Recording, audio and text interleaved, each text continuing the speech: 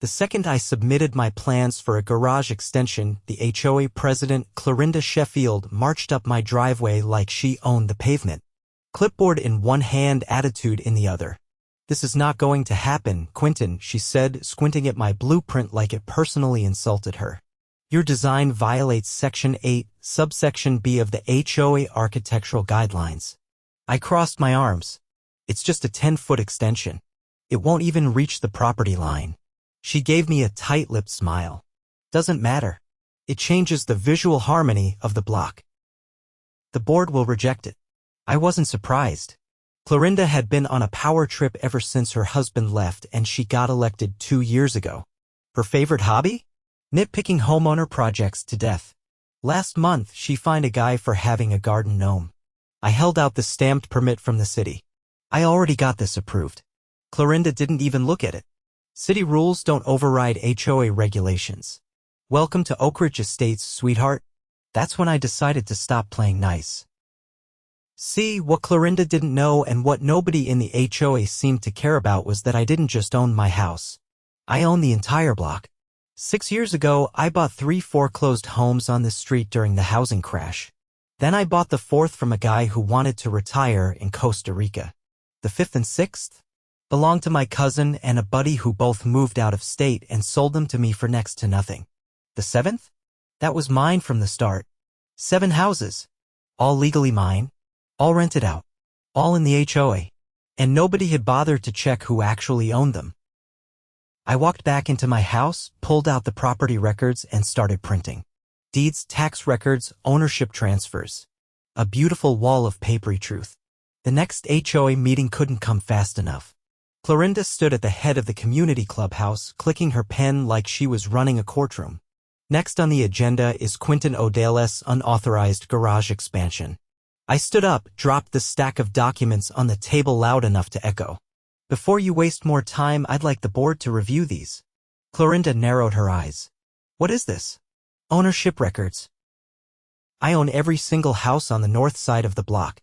That means I control the voting rights of 7 properties. That makes me the majority stakeholder in the HOA." Dead silence. Clarinda's eyes darted left and right, looking for backup. But the board members just stared at the papers, then at me.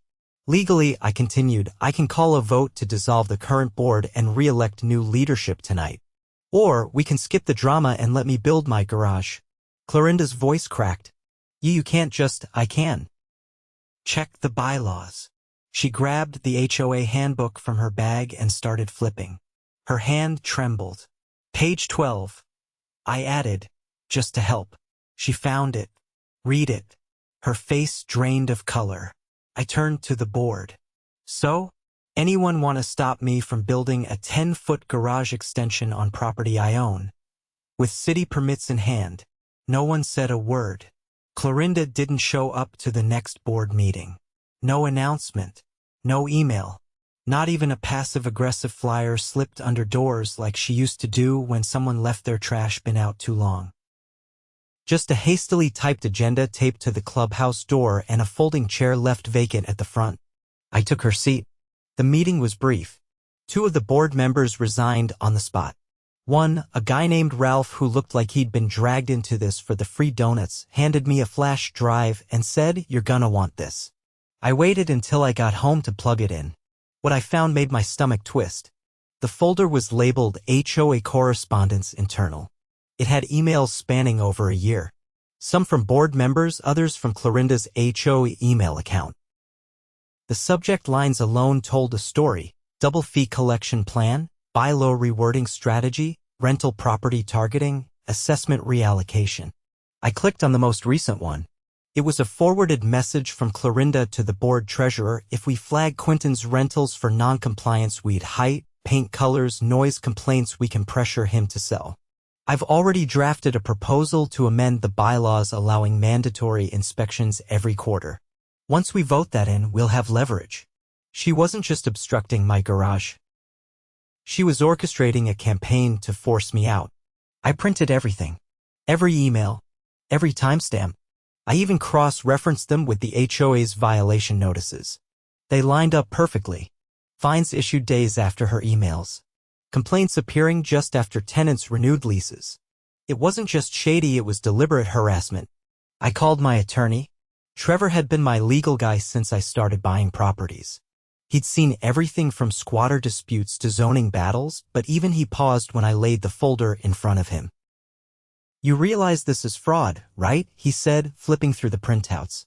"They reallocated assessment funds away from shared maintenance to cover legal expenses for bogus enforcement actions. That's embezzlement." I nodded. "And this part here where they coordinated falsified violations against tenants, how illegal is that?" "Civil harassment. Maybe even conspiracy to interfere with business interests. If we can prove they fabricated complaints, we're talking serious damages." He didn't need to say more. The next morning, we filed suit in Superior Court.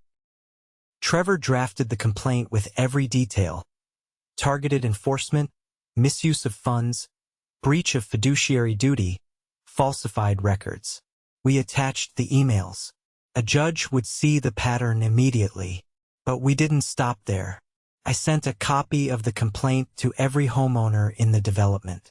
With it, a cover letter that read, "You deserve to know how your dues have been spent and how your board has operated behind closed doors. These are not allegations. These are documented facts." By the end of the week, the neighborhood was buzzing.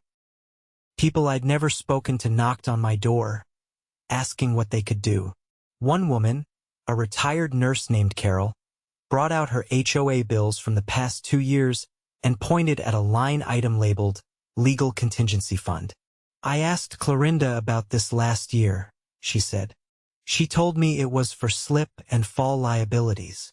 Trevor reviewed the HOA's financial disclosures. That fund had been siphoning over $10,000 annually, none of which had ever gone to anything resembling liability coverage. We contacted the district attorney's office. A week later, a county investigator showed up at the HOA office. The place was locked. Clarinda had vanished. Her car was gone from the driveway. Neighbors said a moving truck had pulled up 2 nights earlier, loaded her things, and drove off before dawn. But the damage was done. The investigator took copies of the HOA's bank statements and financial logs. Subpoenas followed. Depositions were scheduled. The treasurer, the secretary, and 2 former board members were pulled in for questioning. I stayed quiet. Legally, I had to, but the neighborhood kept the story alive. At the next emergency HOA meeting called by petition from the homeowners themselves, I sat beside Carol and a half-dozen others who'd formed an informal oversight group. The clubhouse was packed. People stood in the back. Some had their phones recording. The interim chair, a former school principal named Dennis, stood up front with a straight spine and a calm voice. "We are holding this session to elect a transitional board and discuss next steps regarding the legal proceedings. You've all received copies of the complaint and the DA's preliminary findings." A man in the front row raised his hand. "Is it true they used our dues to pay for private investigators?" Dennis nodded. "Yes. According to the subpoenaed records, Clarinda authorized payments to a firm that monitored certain properties for code violations." Another woman stood. "That includes my house. I got cited for a wind chime." Voices rose. Dennis held up a hand. "We will be voting tonight to freeze all non-essential HOA expenditures. No more special assessments. No more fines. We are also moving to reinstate previously contested permits, including Mr. O'Dale's construction." I didn't speak. I didn't need to. The vote passed unanimously. Over the next month, the garage went up. Framing, roofing, siding. Not one complaint. Even the building inspector gave me a thumbs up and said, "Heard you gave the HOA a run for their money." Trevor kept me informed as the DA's office wrapped up its investigation. Embezzlement charges were filed against Clarinda and the treasurer. A civil suit followed from a group of homeowners who pooled together for a class action. The HOA's insurance carrier dropped them. Then the management company severed its contract. In the vacuum, the community reorganized. Dennis agreed to serve as interim president until new elections. Carol became treasurer. And I stayed on the sidelines. I didn't want the job. I just wanted peace. One afternoon, while sanding down a board for a new workbench inside the garage, Carol stopped by with a cardboard box. "These were in the HOA storage closet," she said. "Clarinda kept files on everyone, even kids. Look at this." Inside were dozens of manila folders. Photos of houses, notes scribbled in the margins, paint chipping. Mailbox leaned. Too many guests. It was surveillance disguised as community management. Carol shook her head. She wasn't running a neighborhood. She was running a regime. We burned the files in my fire pit that evening. One by one, the pages curled into ash. Neighbors gathered around with beers and folding chairs, laughing for the first time in months. I looked at the garage, at the people around me, at the open sky above.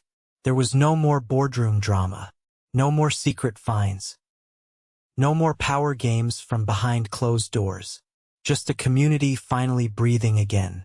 The mailbox outside my garage had barely cooled from the last HOA notice before something new arrived, this time in a long, cream envelope with a blue seal I didn't recognize. It wasn't from the HOA. It was from the county assessor's office. Inside was a summary of a complaint filed against me, alleging underreported rental income, undeclared improvements, and suspicious land acquisitions. It was laughably vague but serious enough to make me pause. There was a note stapled to the front, filed anonymously. I didn't need to guess who had their fingerprints all over this. Clarinda might have skipped town, but her mess was still dripping through the system. And this move? It wasn't just desperate, it was calculated. She tried to trigger a tax audit, hoping to tie me up in bureaucratic red tape while the remnants of her board scrambled to stay relevant. But she didn't realize I kept meticulous records, and more importantly, I had receipts, every lease, every payment, every capital improvement logged and dated. I called Trevor again. "They're trying to reroute the battlefield," I said, handing him the envelope. He flipped through it, eyebrows rising. "This is a fishing expedition. They're hoping to find something they can twist. But look here, this complaint was filed using a real estate license ID." He pointed to a number buried in the footer. "You can't file these anonymously unless you do it as a private citizen. This one used credentials. I can trace it." 2 days later, he called back. "You're not going to believe who filed that complaint." I already knew. "Clarinda." "Nope. Her sister. Real estate agent. She has a license registered in the next county over. Guess where she used to work? Don't say it. Oakridge Title and Escrow. The company that handled the HOA's property sales for 5 years. So it wasn't just Clarinda. This was generational rot. A whole network of quiet influence peddling hidden in transfer fees and title insurance kickbacks. It explained the mysterious vendors, the overlapping surnames on board filings, and why every time someone moved in, they were steered toward one preferred agent. We filed a formal complaint with the Department of Real Estate, attaching everything. Trevor also flagged it to the county assessor, who promptly froze the investigation and opened their own inquiry into the source of the false filings. Then came the knock on my door. Not a neighbor. Not a process server. 2 officers in plain clothes with badges clipped to their belts. "Mr. O'Dale, you have a moment?" I stepped outside. "What's this about?" One of them, a tired-looking man with silver at his temples, showed me a file. "We're with the Economic Crimes Division. This involves an ongoing investigation into the HOA's financial practices, particularly regarding fraudulent liens and misuse of public records." I blinked. "They were filing liens?" He nodded. Over the past 18 months, 22 liens were placed against properties in this neighborhood. Most were resolved through quiet title actions costing homeowners thousands. We believe some of those liens were fabricated. I thought of Carol, of a man named Darren who had moved out last year after a bitter dispute over unpaid dues that he swore he'd already paid. "You think they were manufacturing debt?" I asked. "Or recycling it," he said, "using the same default notice template and just changing the name and address." The county's records department flagged discrepancies between what was filed and what was actually validated. They were building a case, and they wanted my help. Over the next few weeks, I turned my house into an archive. I opened every folder, every scanned receipt, every digital document I had. I pulled leases, utility statements, permit applications. I even went through old emails from when I bought my first property here. Trevor coordinated with the DA's office, and for the first time, we saw the full picture. Clarinda and her board had orchestrated a money funnel. They'd inflated fines, created violations out of thin air, and manufactured lien threats to push sales through a preferred network. Once a house sold, they collected kickbacks via inflated closing costs. Then they'd bury the paperwork, and most homeowners never knew until it was too late. But the real nail in the coffin came from an unexpected source. A former board secretary named Janine reached out through Dennis. She'd left the board quietly 2 years ago, citing family issues. What she didn't say was that she'd grown suspicious of Clarinda's accounting and had quietly copied everything before she quit. Janine handed over 2 thumb drives, both encrypted. Inside were scanned bank statements, handwritten meeting notes, and audio recordings. One clip stood out. Clarinda's voice, unmistakable, saying, "If we push another lien through this quarter, we can cover the landscaping bill and still have enough left to pay Evelyn for the closings. She's earned it." Evelyn, Clarinda's sister. The real estate agent. That recording alone was enough to trigger a full criminal investigation. Within days, subpoenas were issued. The treasurer was arrested for wire fraud. Evelyn's license was suspended pending a disciplinary hearing. Clarinda, still missing, was formally charged in absentia with conspiracy to commit fraud, falsifying records, and racketeering. The neighborhood was stunned, not just because of the crimes but because of how long they'd gone unnoticed. Carol helped organize a town hall at the local library. The room filled with residents holding copies of their HOA statements, asking questions, connecting dots. One man stood up and said, "I thought I was going crazy. They told me I owed late fees from 2 years ago on a house I'd paid off." Another woman said they made me repaint my shutters 4 times. Said I hadn't submitted the right form. Now I know they were just stalling me. We compiled a list of every affected homeowner and helped them contact a legal aid group specializing in HOA abuse. The group agreed to take the case pro bono, filing a separate class action for restitution. Meanwhile, the interim board voted to suspend all enforcement actions, freeze the HOA's accounts, and begin the process of dissolving the organization itself. I thought there'd be resistance, but after everything, people were ready for change. One afternoon, Dennis walked up to me with a soft grin and a clipboard. "Quentin, we're drafting a petition to formally dissolve Oakridge Estates HOA.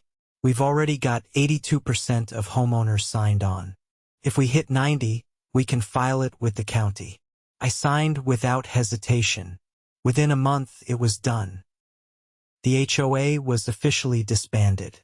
Its remaining funds, what hadn't been siphoned off, were returned to homeowners proportionally. A new neighborhood council formed, but it wasn't a governing body. It was voluntary, focused on community events, safety patrols, and helping elderly residents with upkeep. The difference was night and day. Children played in yards again, without fear of citations for chalk drawings. People painted their homes without waiting for color will approvals. Neighbors talked instead of tattled. The bitterness that had clung to the community like mildew finally lifted. As for me, I finished the garage. Then I turned it into a workshop. Built a few benches, taught a couple of local teens how to use power tools safely. Carol brought over her grandson to help with a birdhouse. Dennis donated an old lathe. It became more than a place to park a truck. It became a place where the neighborhood healed. The final surprise came in the mail, in the form of a letter from the DA's office. Not a summons, not a complaint. A thank you. They'd closed the case. Clarinda had been located in Nevada, where she was arrested and awaiting extradition. Her sister had agreed to a plea deal in exchange for testimony. The case had set a precedent in the county for HOA oversight reform, and new legislation was being drafted to prevent this kind of abuse from taking root again. I pinned the letter to the corkboard in my garage. Not as a trophy. As a reminder of what happens when you stand your ground, know your rights, and refuse to be bullied even by someone with a clipboard and a bad attitude. It had been 3 weeks since the HOA's official dissolution, and Oakridge Estates had settled into something it hadn't been in years. Quiet. No clipboard patrols, no notices taped to doors, no tension humming beneath neighborhood barbecues. Just the hum of lawnmowers, the clang of tools in my new garage workshop, and the occasional kid on a scooter zipping by without a care. I thought things had finally leveled out. Then I got a call from the county auditor's office. Mr. O'Dale, the woman on the line said, "We're following up on a flagged transaction involving parcel reallocations connected to the former Oakridge Estates HOA. You were listed as a witness in the related civil suit. We'd like to ask a few questions." "Parcel reallocations?" I asked, stepping into the garage and flipping off the sander. "There appears to be a discrepancy in several of the easement boundary filings processed through a now-defunct local title company. The documents list adjusted property lines that were never approved by the county. One of the properties affected is yours." I pulled open the drawer where I kept the original plats for all my holdings and laid them out on the workbench. The lines were clean, surveyed, and consistent with the city's GIS system. I asked for the address in question. She read off one of my rental properties and added, "The records show the HOA filed an amended easement that effectively cuts through your side yard, transferring a 5-foot strip to the adjacent lot. There's no signature from the actual owner, just a board authorization." "That's not just fraudulent," I said. "That's land theft." "We agree. We're coordinating with the district attorney's office to determine how many properties were affected."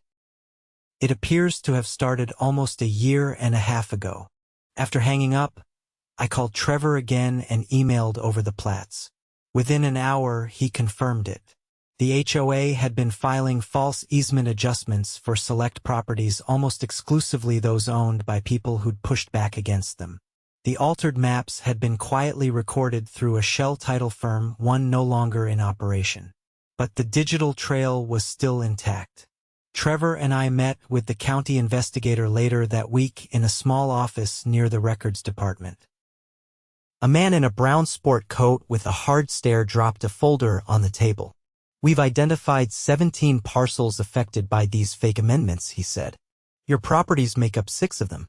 The rest belong to individuals tied to prior disputes with the HOA. One man lost a portion of his backyard.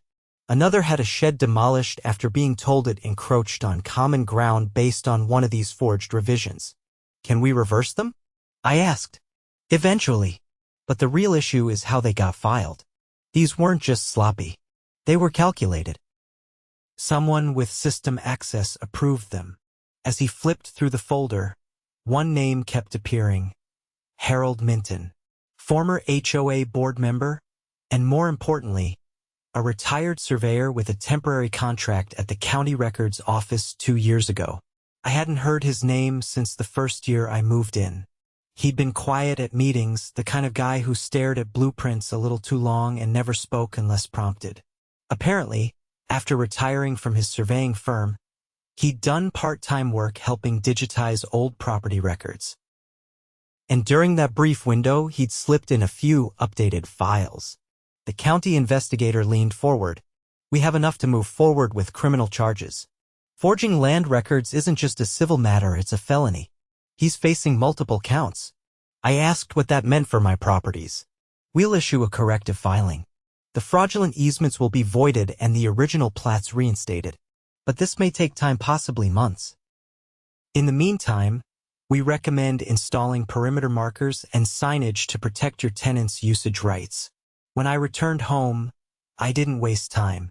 I hired a private surveyor to restake the boundaries of all 6 affected homes.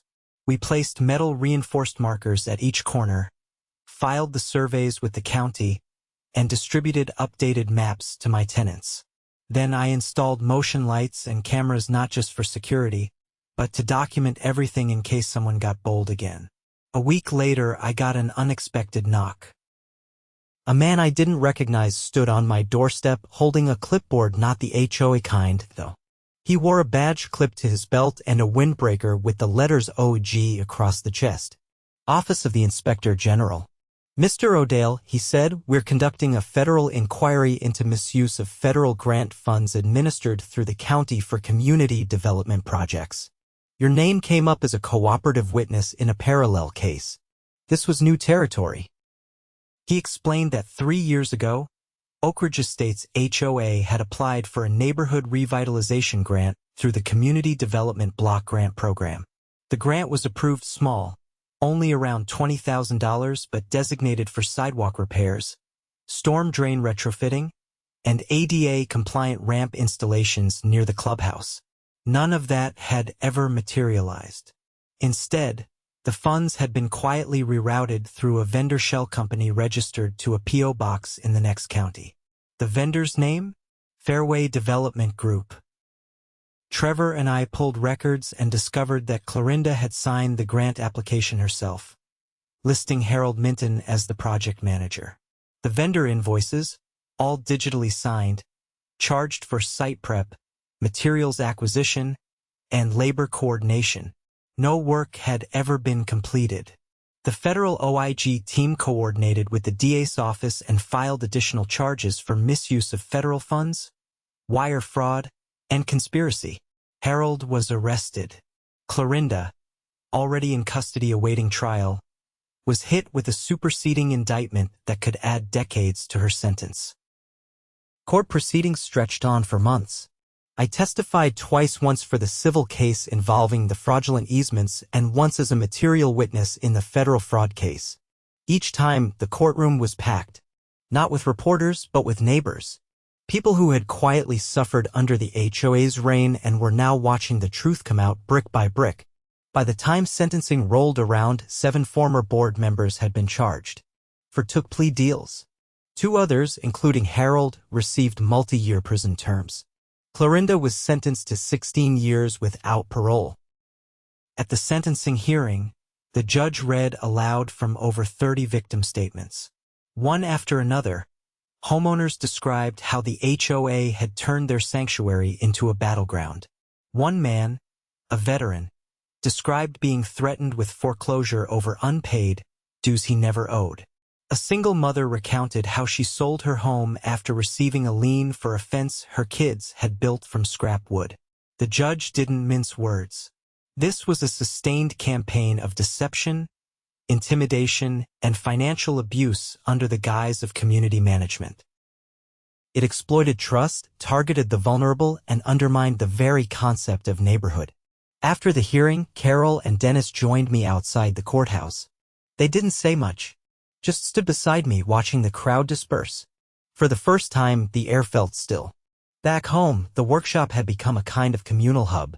Not official, not planned, just natural. One of the teens I'd taught started organizing weekend builds for neighbors who needed repairs. Carol brought over a stack of paint rollers and said we should start a lending library for tools. The old HOA sign at the entrance to the subdivision had been taken down months ago, but a few of us decided to replace it. Not with another list of regulations. No committee approvals. Just a small wooden sign, carved by hand in the shop, Oakridge Estates, a neighborhood, not an authority. We mounted it on a cedar post and planted flowers around the base. As spring rolled in, things stayed quiet. No more forged maps, no more suspicious filings, no more surprise audits. Just neighbors helping neighbors, a community that had survived the storm and learned how to rebuild not with control, but with care. And every time I pulled into my driveway, past the garage I'd fought so hard to build, I remembered exactly why I'd stood my ground. Not for concrete and lumber, but because no one, not a rogue board, a corrupt official, or anyone hiding behind fake rules gets to take what you've built when you know the truth and you're willing to fight for it.